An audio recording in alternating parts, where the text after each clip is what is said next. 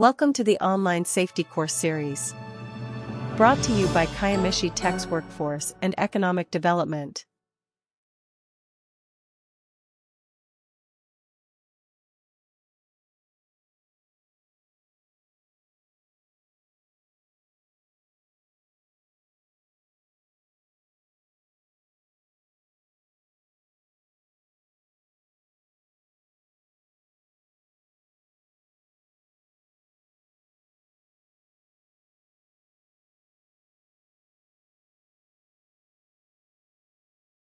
Welcome to the online professional development for bus drivers. In this video, we will cover pre-trip inspections, picking up and discharging students, railroad crossings. Pre-trip inspection of a school bus. You know, each and every time that you get behind the wheel, before you get behind that wheel and take off, you're required to do a pre-trip.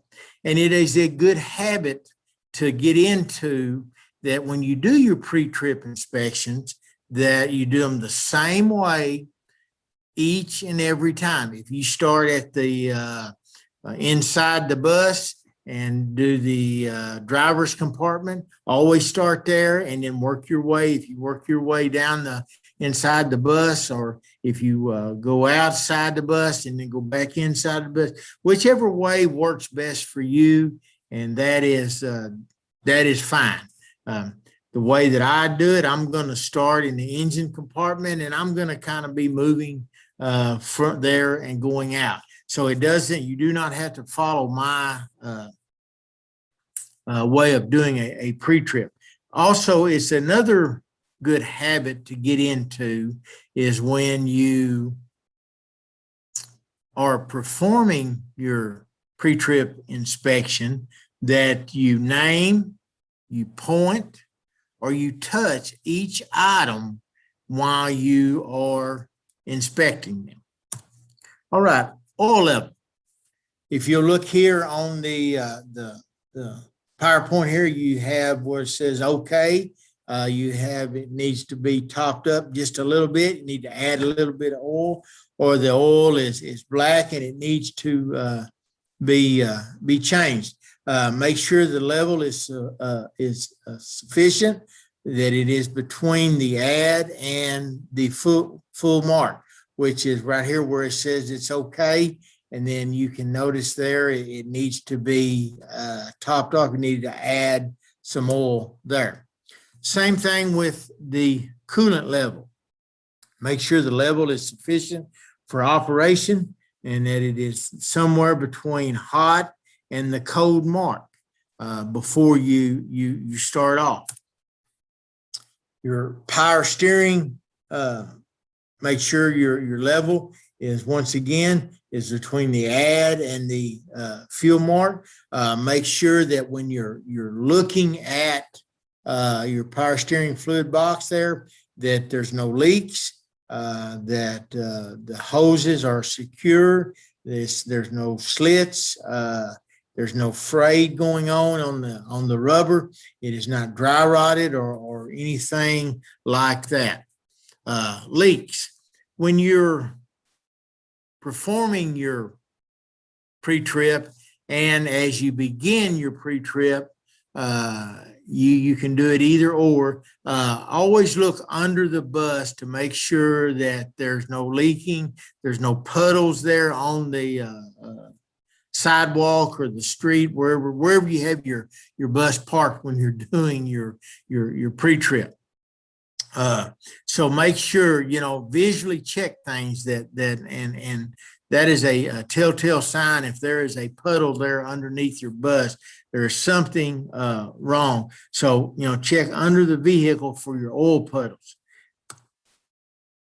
Hoses. As you notice here in this picture, there's many hoses on an engine, on a school bus engine, and each one of them must and needs to be checked thorough for making sure that they are secured, they're not leaking, there's no rips, there's no splits, there's no cuts. Make sure that all the clamps are tight, and you can't move that hose because those clamps are secure. Steering box, once again, no leaks. The bolts are not loose.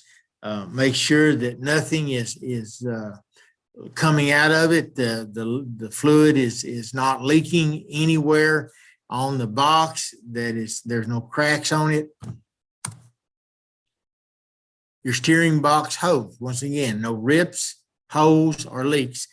So far, hopefully you've kind of caught on some things here that I say in repetition, which is rips, holes, leaks, tears. Throughout your this video, you will hear me over and over again repeating those things like that, and it's very important to remember these things. For the rips, the holes, the leaks, the tears, the frays, so on and so forth. Steering linkage. Make sure that there's nothing bent. Bolts are all tight. There's no cracks. Make sure that your cotter pin is in place. The sockets are not worn or loose, and that everything is secured.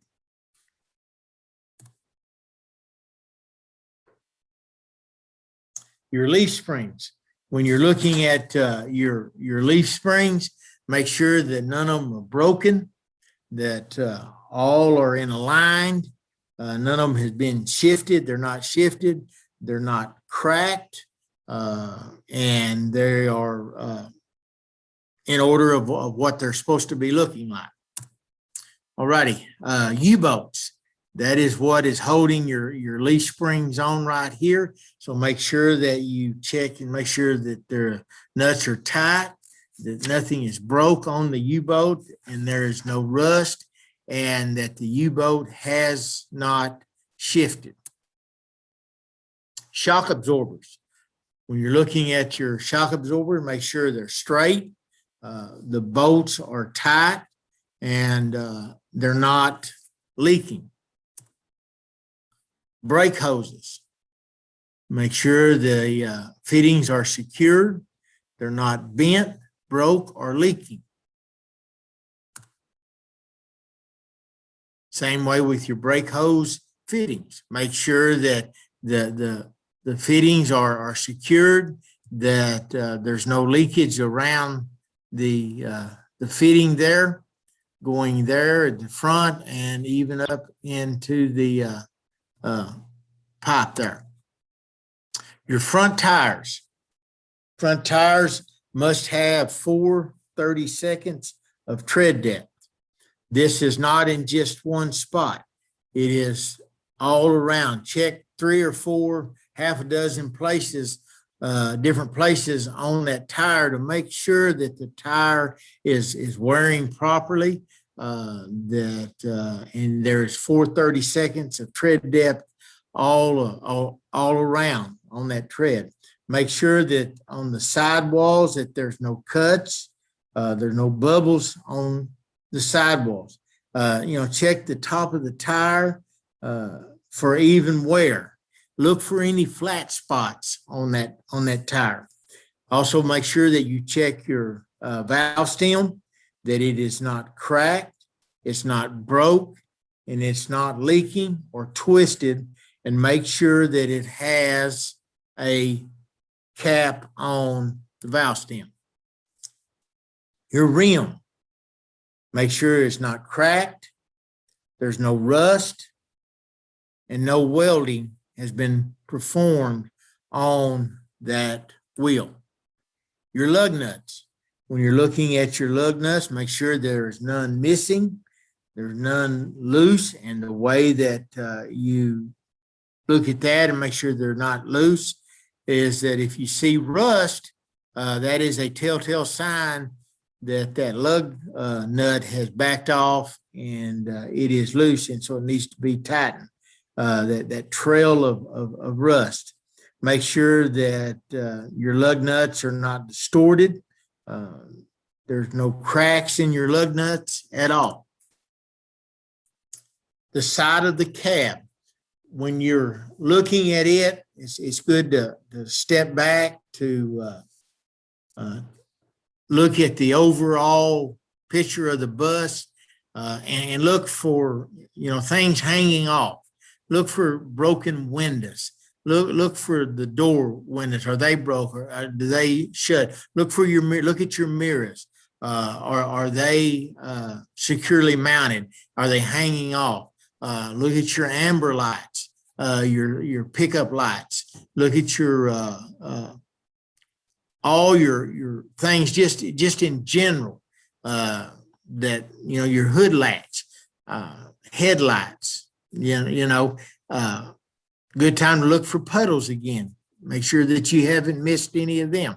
So an overall view of the side of your cab is good. Your door. When you look at your door, are the hinges secure? The bolts tight? The handle works? There's no damage to the side seal. It's intact. It's not hanging loose, and it's in working order. Your mirrors, same thing, securely mounted. The brackets are not damaged. Bolts are in place. The mirror is not broke. And most importantly, the mirror is clean that you can see out of it. When you look at your fuel tanks, these are different types of mounting straps that secure your fuel tank. So whichever one you have here, make sure that it's not cracked, it's not dented, there's no rust, the bolts are tight, nothing is broke. It's a good thing now that when you check your tank as you're getting up, look at your fuel cap, your cap on your tank. Check for leaking. Make sure that you can unscrew that and then you can screw it down and it be secure. Exhaust system. Make sure that there's no signs of soot that is leaking. It is securely mounted. All clamps are tight. Check for holes in the exhaust system from the turbo to the top, of the stack. Make sure that everything is in good working order, that you can see that exhaust system, there is not any flaws whatsoever. Your frame, make sure there's no cracks, that all bolts are tightened. Check your cross members. Make sure that they're not loose. There has been no welding done to the frame whatsoever. You cannot use a bus that the frame that has been welded on it. When you come to your rear tires, once again, let me back up, rear tire. Make sure that they're at least 2/32 of tread. Once again, not in just one spot, but in many other places all over. The sidewalls, that there's no bubbles, there's no cuts, there's no flat spots on the tire whatsoever. Also, your rim, same thing with your front rims. Your rear tires, check to make sure that it's not cracked. There's no welds. There's no rust on them. Your lug nuts, make sure that your lug nuts are not missing. You have them all there. They're not loose. There's no sign of a rust trail, because once again, that is a telltale sign that you have a loose lug nut there. Make sure that none of the nuts are distorted in any way.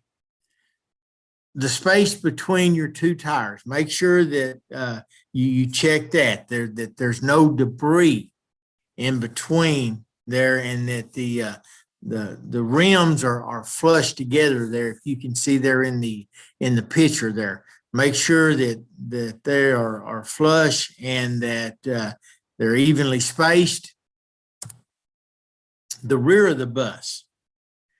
Once again, it's a good time when you move to the back of the bus, because if you'll notice here, you can see there's a lot going on in the bus here, in the back of the bus. A lot of things that you need to look for and check and see and make sure that they are all everything is in working order. So step back and do an overall view of it, and before you get into your detailed account of our detailed pre-trip. Look at the door. Make sure it opens and closes, that there's no damage, there's no holes, there's no broken glass, hinges are secured, no missing bolts, the seal is not missing. Look at the lettering. Make sure that your lettering is not scratched, that you can read everything. There, the lenses, make sure the lenses are secured. There's no cracks or just downright busted, and that they are in working order. All right. The cab of the compartment. As you look at go inside in the cab, you'll see and notice you have many different things that needs to be checked. Your gauges there. Make sure that they're all in working order. That the oil pressure, the voltmeter, and of course your temperature gauge. You have to set it and let the bus idle a little bit before you can make sure that it is coming up to temperature.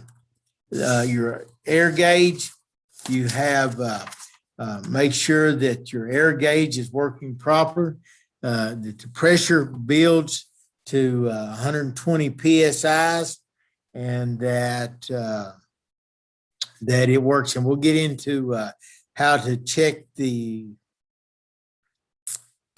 air brakes here in a moment on that.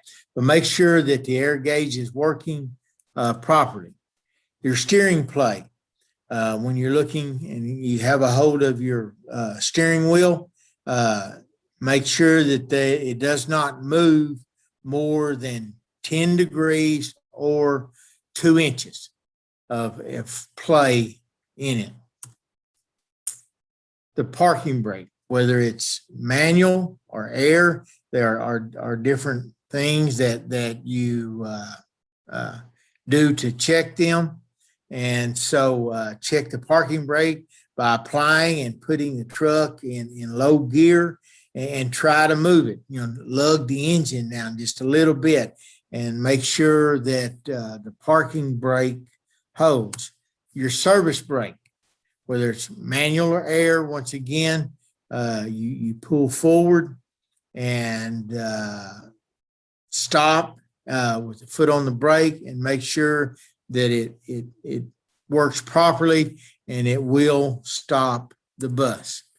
Your windshield, that something is very important, and especially if you take the bus on a field trip or something and you do not get back till late that evening or nighttime and you drove through a bunch of bugs, it can get very dirty.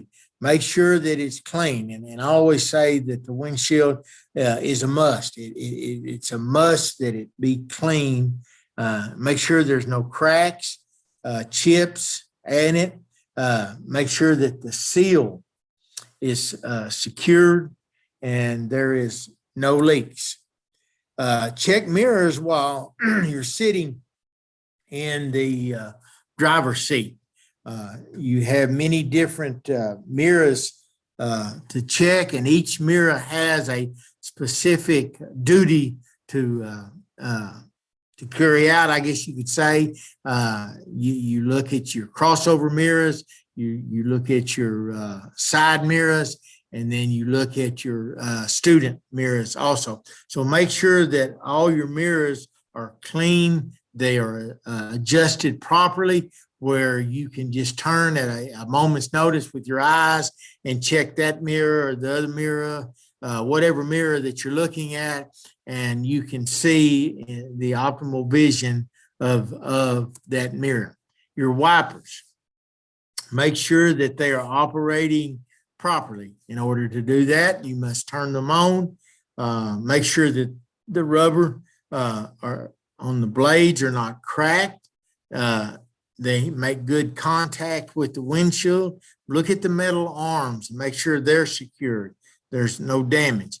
And then also your fluid, washer fluid, make sure that it operates, that it squirts, that there's in there. Your four-way flashers, your high and low beam indicators. All these things are important for you to check as a bus driver. Make sure that that everything is working in a proper order, and that it is there's nothing wrong with it. You have your high and low beam lights. Your horn, just toot your horn, toot that horn. Make sure that it works, that it blows and people is loud enough. The heater, turn on. Make sure that the heater works. Make sure it's hot.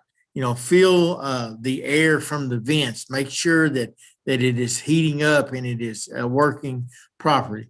Your defroster, make sure that you have that defroster is working properly. Stick your hand up there and make sure that it is blowing on the windshield. Your emergency equipment, you must have a fire extinguisher. It needs to be mounted. It needs to be charged. You must have 3 triangles. You have a red reflector, and you have spare fuses or breakers. These things, probably you don't think about, and hopefully you never have to use the fire extinguisher, but make sure that you have one and it is securely mounted and that it is charged. Safety belt. Make sure that your safety belt is not frayed, that it fits securely. It's not cut. There's no torn place. The way to do that is you pull it all the way out and just slowly move it, let it go back in, running it through your fingers, and that it is not cut, frayed, or torn. Make sure that it is securely mounted and that it is working properly by going ahead and sitting down and buckling up and making sure that it's working. All right. Air brake check. You build your air pressure to 120 PSIs. The governor cut out or purge. You turn off your engine, then turn the key to the on position. Release the parking brake and push in by pushing in the parking brake. Apply your foot brake and keep pressure and listen. And applying that pressure for 1 minute, you should not lose more than 3 pounds in that minute. And you must hold it for that full timed minute. After the leak test, you pump your brake pedal, you fan it, And when it gets somewhere around 60 PSIs or at 60 PSIs, it should pop out. And I say pop out, excuse me. The buzzer will go out. Your low warning device, your parking brake will pop out at approximately 30 PSI, somewhere between, I'm going to say 20 and 30 PSIs. And that will make sure that it is working properly. Passenger seats. When you are looking at those, I want you to make sure that you look at each seat, that it's not torn, it's securely mounted, and walk through and check each and every bus seat that you have, and for debris, for trash, so on and so forth.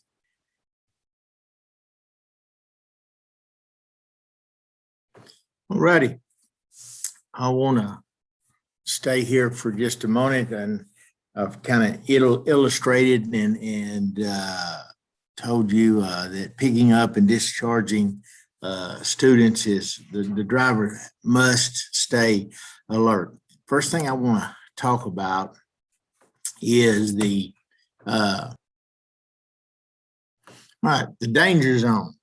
This is the area immediately surrounding the school bus, and it includes the 15 feet or foot area immediately surrounding the bus. So as we begin to talk about loading and unloading students, picking up, discharging students, I want us to understand how important it is that you load and unload students in a manner that is safe, a manner that will ensure the safety of the children first and foremost, but also your surroundings. When approaching the school bus stop, approach it slowly and carefully. This is especially important for a substitute driver who may not be familiar with the route. While you're approaching the bus stop, look for things that may not belong there. This could include a pedestrian, traffic, animals, or objects. Make a visual search to determine if any vehicles are passing the bus or attempting to stop. Also, observe the number of students at the bus stop and their position. Make visual checks continuously of the area around your bus. This should include using your mirrors to check for students approaching from the rear of the bus. Be especially mindful of students who may be running late and rushing to get to the stop. Activate the flashing amber warning lights at least 200 feet or approximately 5 to 10 seconds before the school bus stop. Turn on your right turn signal about 100 or so feet or approximately 3 to 10 seconds before pulling over. Check all mirrors to see if traffic is clear and is safe for you to stop. Continue to check all mirrors and to monitor the danger zones for students, traffic, and other objects. Move as far as possible to the right of the roadway. Now, I want to stop right there for just a moment and acknowledge that the majority of southeastern Oklahoma, northeastern, wherever this video is going out, you're going to have rural roads. That is when we call them roads. They're down here, they're dirt roads. They've got bar ditches on them. And if you move too far to the right, you're going to run off into the bar ditch and you're going to get the bus stuck or also if you move too far to the right, the student will not be able to board the school bus safely. You'll have them walking in the bar ditch to get to the bus. So use, once again, common sense, and I understand that sometimes it's very feasible to pull over to the right to get out of the traffic and load or unload a student in a safe manner. But on those rural routes that you're back in the country that are on dirt roads, I understand that you cannot pull over to the right as far as possible because you would put them in the bar ditch. So if in those instances, just be on high alert. Once again, a continual check, monitoring of your mirrors, making sure that all your students are sitting down. Only those that are exiting the bus, getting off at that particular bus stop, should be the only ones up when the bus is stopped. And so be a charge. Make sure that your students understand that. So approach the student when you're loading it. Approach the student with extreme care, giving due consideration to the surface on which you're stopping. When the road surfaces are hazard due to weather or conditions, stop short of the bus stop by as much as 20 feet and then ease the bus forward carefully to the stop. Instruct students to wait a safe distance from the flow of traffic.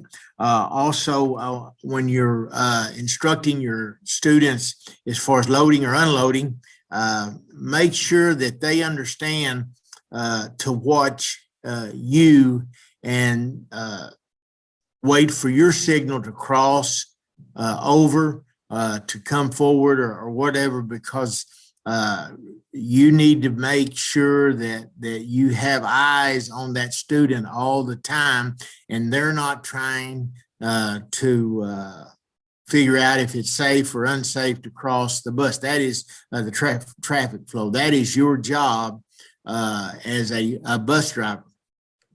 All right, when you instruct the students to wait a safe distance from the flow of traffic, especially when it's raining or something like that, stopping, the driver should pull the bus once again as far off the road that you can, that is possible. Make sure the place where you load does not have an obstacle such as potholes that will be hazardous to the student. Bring the bus to a full stop with the front bumper at least 10 feet away from the student at the designated stop. And let me back up and say, I would say, 10 to 15 feet. Because you're in that, within 10 feet, you're getting within that danger zone there. So it's important to, let's say 10 to 15 feet, but make sure that you can see have your eyes on that student at all times. Now, you can, let's say at 10 feet, maybe if you have some high school students or some middle school students that are tall, that you can see. But some of those little kindergartners and elementary students, sometimes they can barely get up the steps of the bus. So in those instances, I'll make sure that you stop a sufficient amount of distance away from them in order to keep them safe. Be sure to bring the bus to a full stop. Once again, with the front bumper at least 10 to 15 feet away from the student. This forces the student to walk to the bus so you have a better view of their movement. The student should also be waiting for the bus, 10 feet from the edge of the roadway. If students are not complying with this, remind them as they board the bus to remember the safety things that you as a driver have told your students on what you expect them to act and where they need to be standing so on and so forth. And as I say this, I want to also tell the drivers, it's very important that you have a regular schedule. You leave the bus yard, I'm going to say within 2 to 3 minutes at the same time each and every day that you drive the bus. Put those children in a frame of mind that they know that, well, my bus driver is going to be showing up at 7:05 or 7:08, something like that. And it's your responsibility to leave each morning as close as you can. Now, I understand things happen that you can't always do that, but 98% of the time, you should be able to leave at the same time each morning. But so if students are not complying with your commands and remind them, but also it lays upon your shoulders to make sure that you're doing your part to have that child knowing that there is a routine. He or she is in a routine to be loading at a certain time at a certain spot, day in and day out. But when you're stopped, set the parking brake or emergency brake. There will be times you're tempted to skip this step and just keep the service brake covered. Remember, I want to say this is not acceptable. It takes a little more effort. I'm not going to say any more time. It's more of an effort for you to reach up, whether it's a manual or air brake emergency brake system. It's more of just reaching up and pushing a button or putting your foot down. The parking brake must be set at every school stop. You never know what is going to take place at the next stop, what you're going to be faced with while you're loading or unloading the student. There may be an emergency where you have to quickly get up out of your seat, and we're creatures of habit, and if you're not setting that brake, it will come back one of these times, and it could injure a student or do damage to the bus. So once again, the park brake must be set at every school bus stop. And this is also goes into effect also, can I say, when you are in the bus line loading the students from school. The other thing, place the transmission into neutral. Open your service door slightly, activating the red lights. Now, be on high alert when you crack that door that all your students are seated. There's none running up and down the aisles. They're all contained in their seat because you're approaching an area, you're fixing to perform a service that is very, very dangerous. When you open that door, many things can happen, and I hate to say many bad things can happen, but you can avoid those things if you, once again, set the park brake, put the transmission in neutral, and you'll be good to go. And when you open the service door slightly and your red lights are going, once again, your side stop arm, your crossing arm should automatically activate, and the ambers flashing lights will go to your flashing red lights. Now, one of the things that you want to understand that when you are going from your amber to your reds.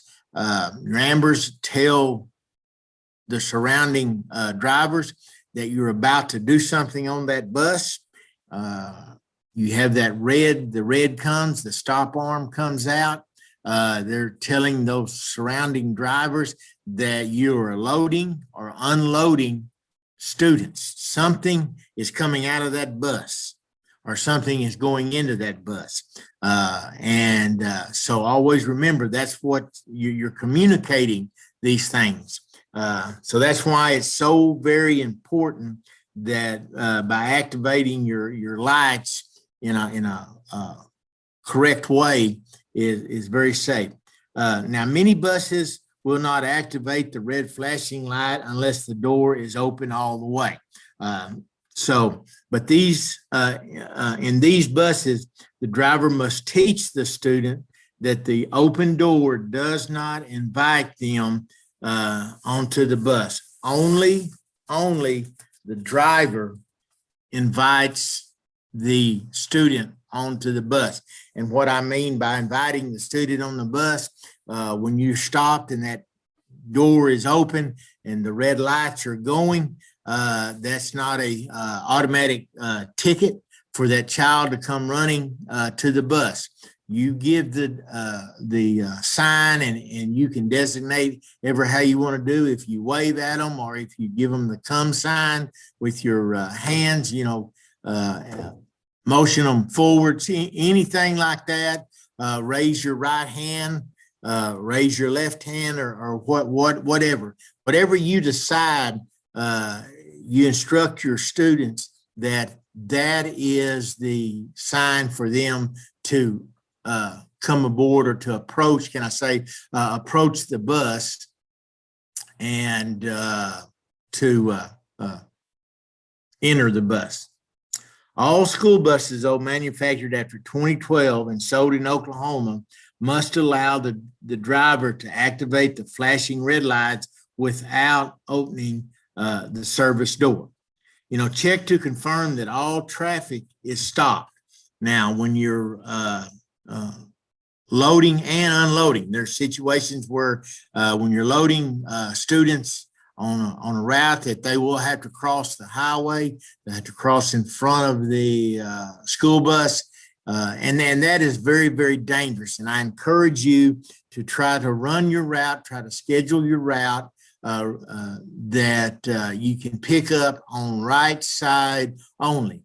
Now, that would be in a perfect world if we could do that, and I understand that is not possible, but to just make sure, though, that those times that the student has to cross the road, whether exiting or entering the bus, make sure that all traffic is stopped. The students inside the bus have to remain seated, and those students outside the bus waiting for the driver's commands. Once again, as you can see, and most of us, there are new bus drivers that come aboard every year across the state of Oklahoma, and this may be your first time or your first year of driving a school bus. And I applaud you for that. I applaud you for wanting to drive the bus, to be a part of those students' transportation needs. But the majority of the drivers, been doing this. You've been doing this for a long, long time. I know where I employed my bus drivers have been anywhere from 10 to 30 years have been driving a school bus. They know it inside and out.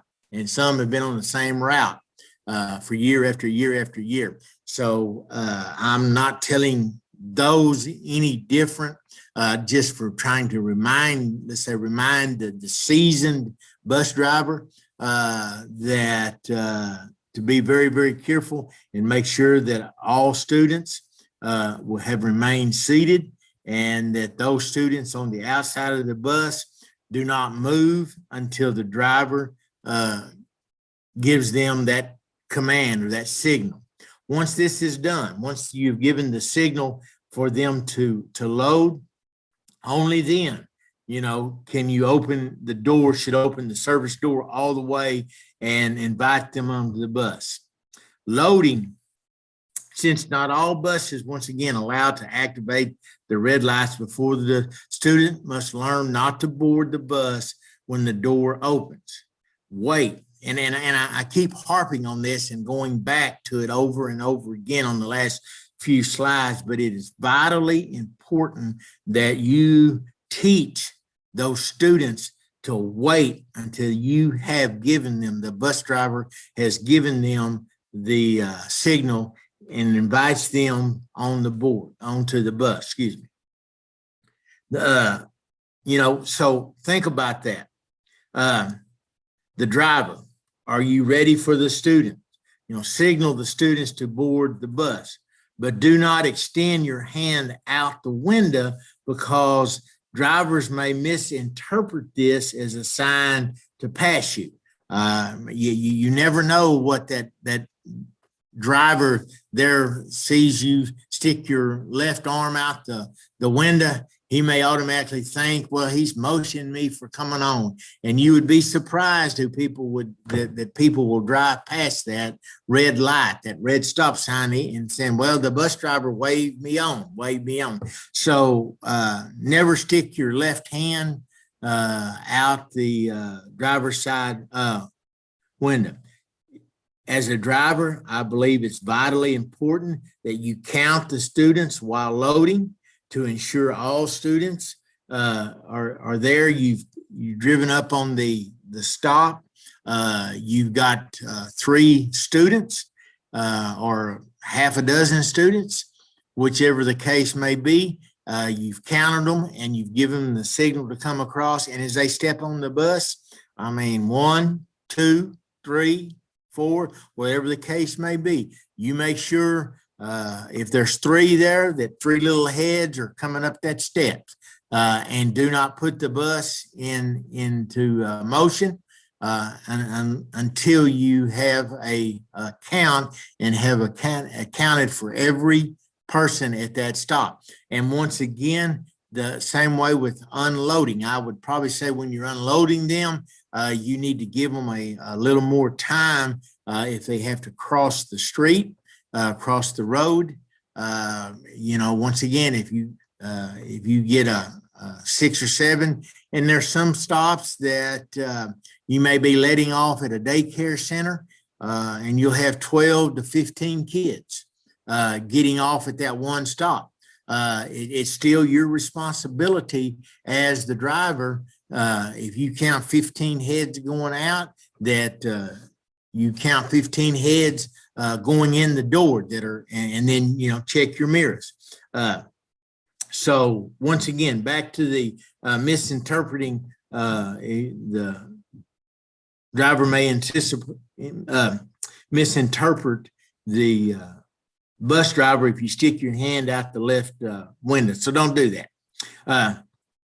Knowing the names of your student is always advisable. But I will tell you that I'm not a regular driver. I substitute drive a lot, but I do not know the students. But as a regular bus driver, the driver who drives that route day in and day out, it is advisable that you know each student's name.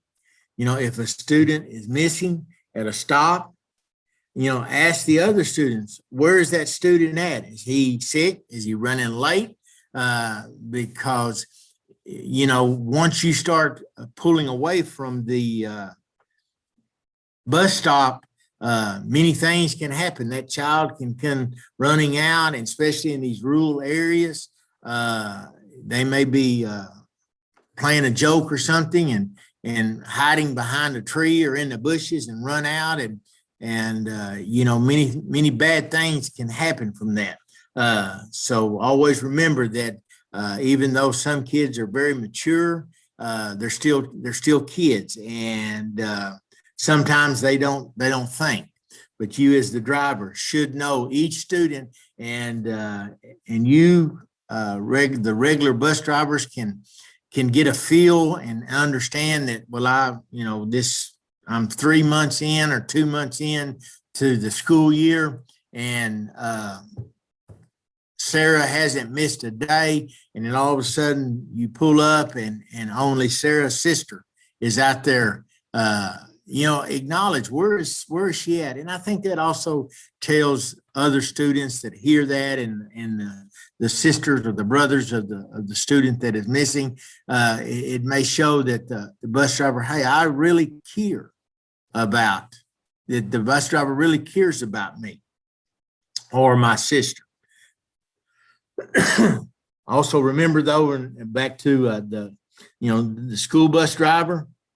As a school bus driver, you should be able to see all students at all time. This is especially true when the students must cross the street to board the bus. Students must be taught to stay out of the danger zone as they cross the street. Now, the danger zone, and I see this a lot when I'm driving, and other drivers, you probably see this a lot, that when students have to cross the street, they get right to the edge of the front of the bus there, and they cut across. Encourage or train your students to walk past that bus, out of the 15-foot danger zone. And then look at you for the signal to cross. So once again, teach your students to cross at least 10 to 15 feet in front of the bus, or far enough in front of the bus that the driver sees the child's feet. If you have concerns about a street crossing condition at a particular stop, it could be a poor sight distance, long crossing distance for the student, et cetera, whatever it could be. Let your transportation director or your supervisor know immediately. And then he, as the transportation director or your supervisor, should go out and investigate and make sure that if there's anything that can be done to ensure that stop be a safer stop. Students should know to look both ways before they cross the street to board a bus.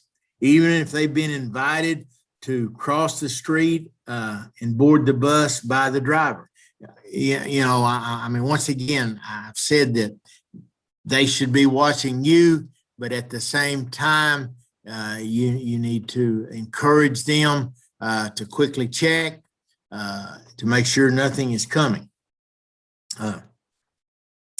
The signal, we've talked about that as far as them inviting them on the school bus, but there are times, it's not if, but it is when it happens that there's going to be an emergency situation that you're going to be loading or unloading students, and somebody's going to come over a hill, or going to be in a hurry and not see the school bus. All they see is something in front of them is obstructing their driving, and they're going to go around it.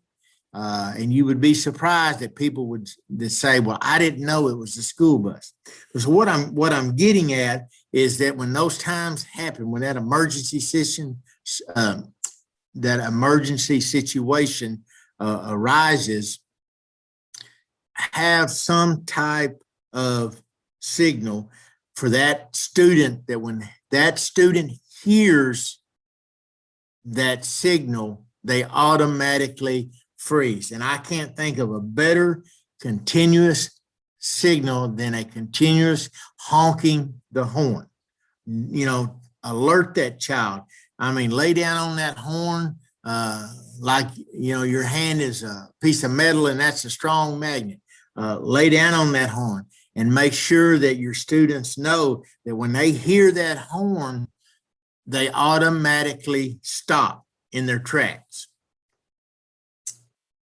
When the signal is given for the child, the child should know what to do. Get out of the street quickly, once again, or stop in his tracks, depending on where it's at. You know, the driver, as a driver, I want you, not tolerate crowding or pushing as students cross the street and board the bus. Make sure, single file.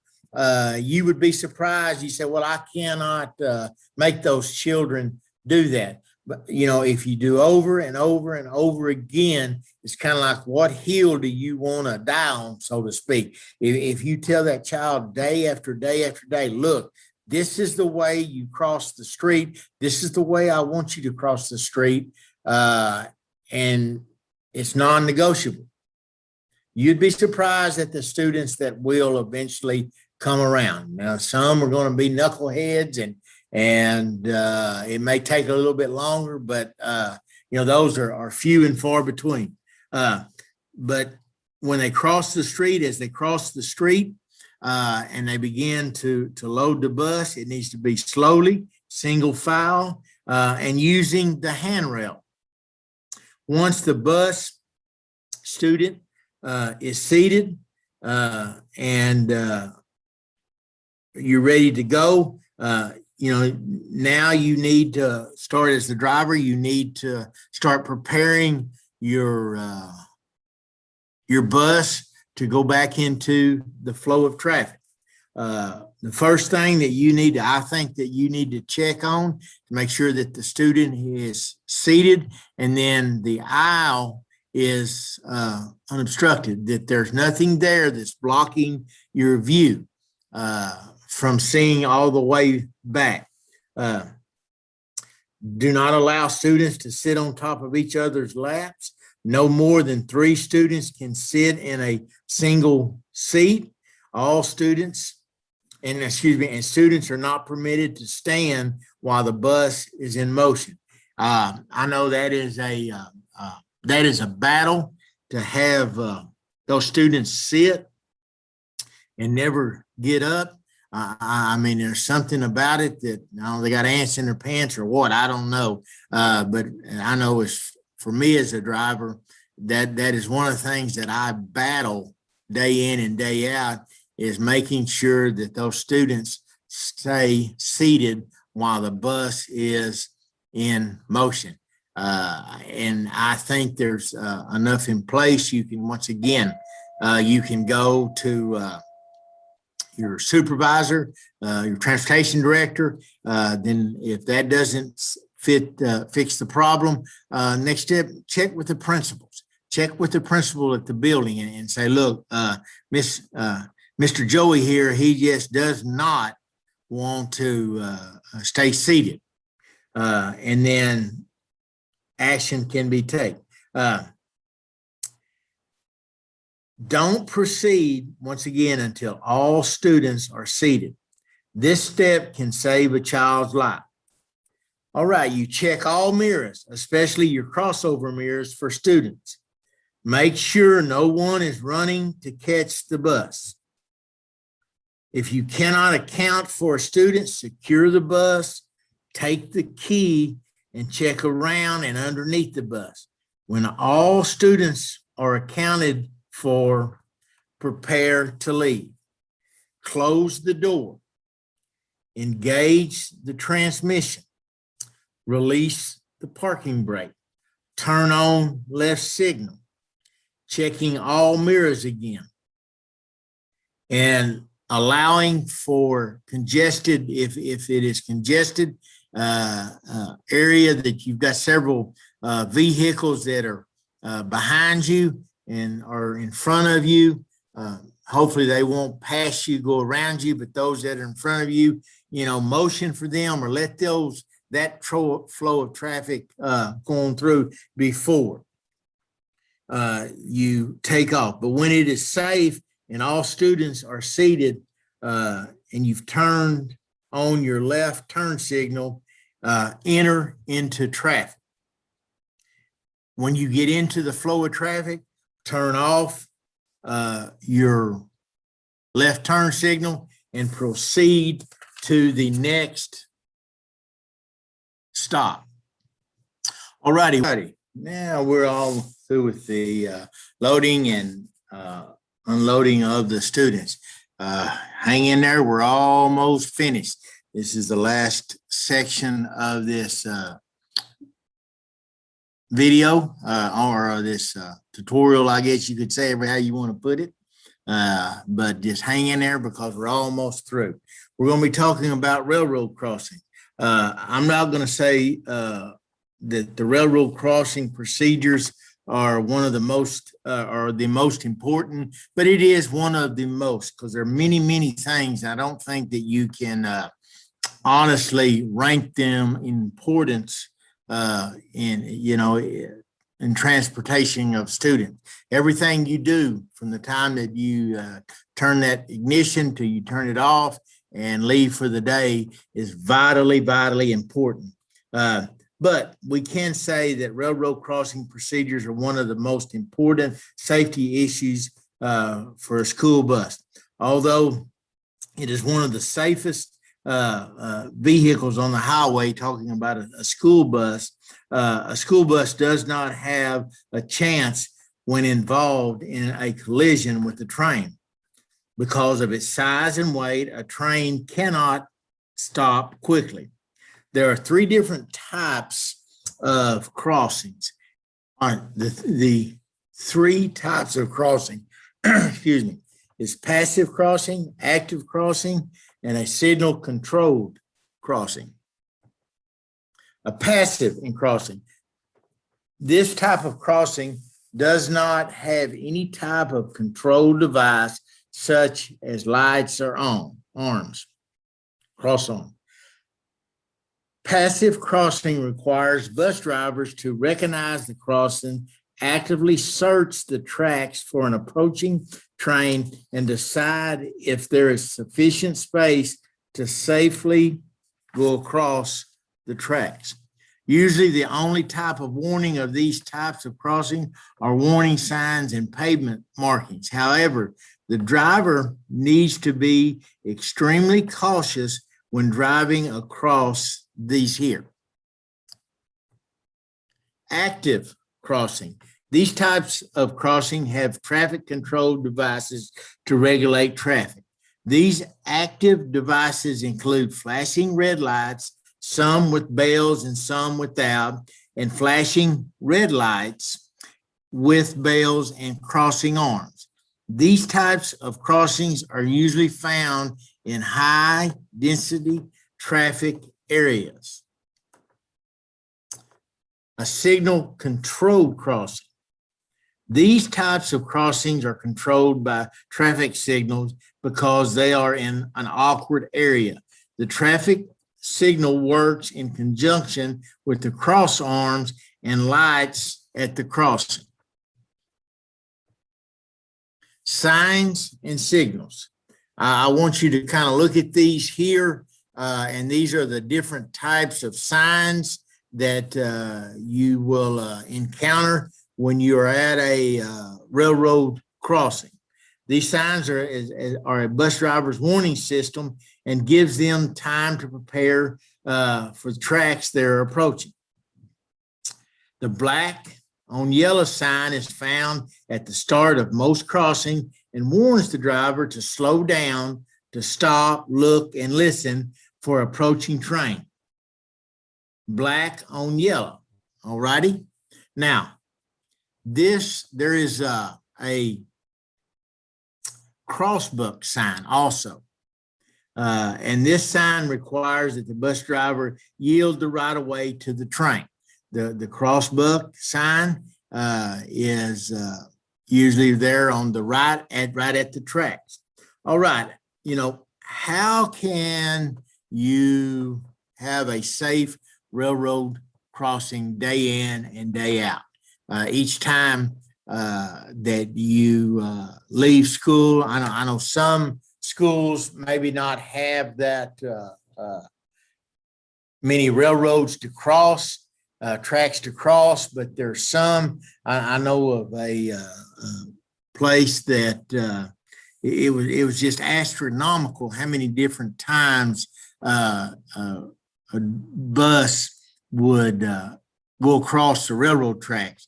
When you have 7 or 8 routes and each bus will cross 4 to 5 sets of tracks, some as much as 10 or 12 sets of tracks, you can see the number of crossings that one school system can have. So it's important that you, just like loading, unloading, students, you have a system, you have a routine, excuse me, and you do not deviate from that routine. First and foremost, school buses must stop at all crossings with or without passengers and ensure it is safe before proceeding across the tracks. When you're approaching the tracks, when you're approaching the crossing, slow down. It has been recommended to slow the bus even as much as a half mile per hour on the crossing. Now, once again, I want you to, use common sense here and be aware of your surroundings. And there's nothing wrong with crossing that track at a half a mile an hour. But, if you're in a busy intersection, you got cars behind you, so on and so forth. I mean, going around you, there's no sense in crossing it at a half mile an hour. 3 or 4 miles an hour, 5 miles an hour is okay. But the main thing is to slow down, because when you slow down, this allows you as the driver to react properly to things around you and what's going on. The driver starts by engaging her 4-way hazard lights approximately 300 feet before reaching the crossing. As the driver approaches the track, scan your surroundings, check mirrors for any traffic behind the bus. The driver then taps the brake for additional warning. This alerts that the bus is about to stop. As the driver reaches the crossing, driver pulls the bus up no closer than 15 feet and no further than 50 feet from the nearest rail. The driver then positions themselves to get the best view of the track. At the crossing, the driver turns off her radio, the noisy equipment, quiets the bus so they can listen for anything, an approaching train to a emergency vehicle, whatever the case may be. It's a good practice to keep the window in the first seat on the right side of the bus down. And I would go ahead and go to say as far as that is a must to have that first window in the right seat beside the driver open. Take time to look and listen for approaching train. Stay focused and do not rush. After safely viewing the tracks and making the judgment that it is safe to proceed, check the tracks once more before crossing. As you begin to cross the track, crossing the track in the bus, don't change gears, don't do anything out of the ordinary other than give it gas to get across those tracks.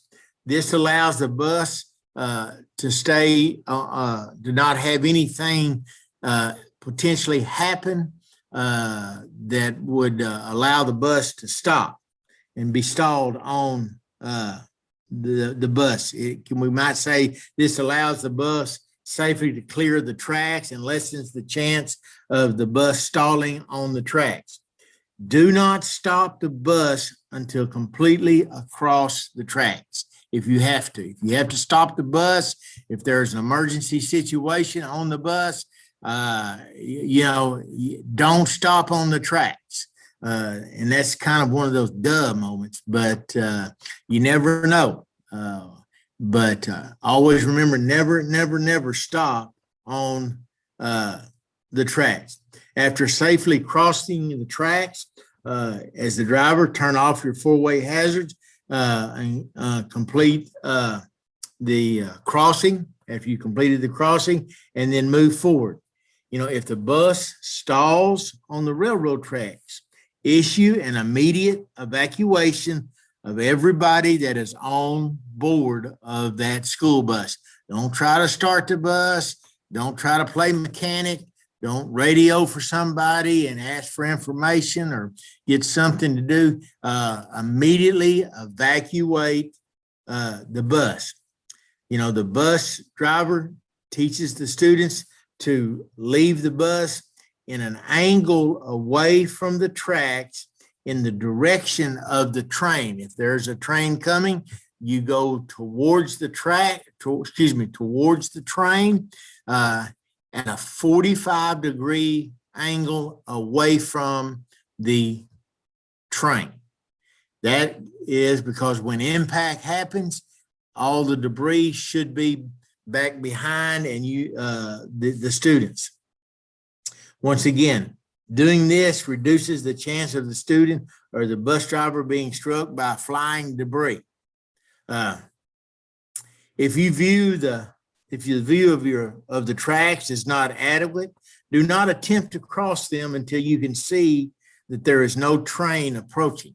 Once again, take an extra time to make sure that there's nothing coming and you can cross that track in a safe manner. I want you to remember this: a train moving at 60 miles per hour is moving approximately 90 feet per second, and it can cover a quarter of a mile in about 15 seconds. It takes a bus approximately 15 seconds to cross a set of tracks. So in that 15 seconds, that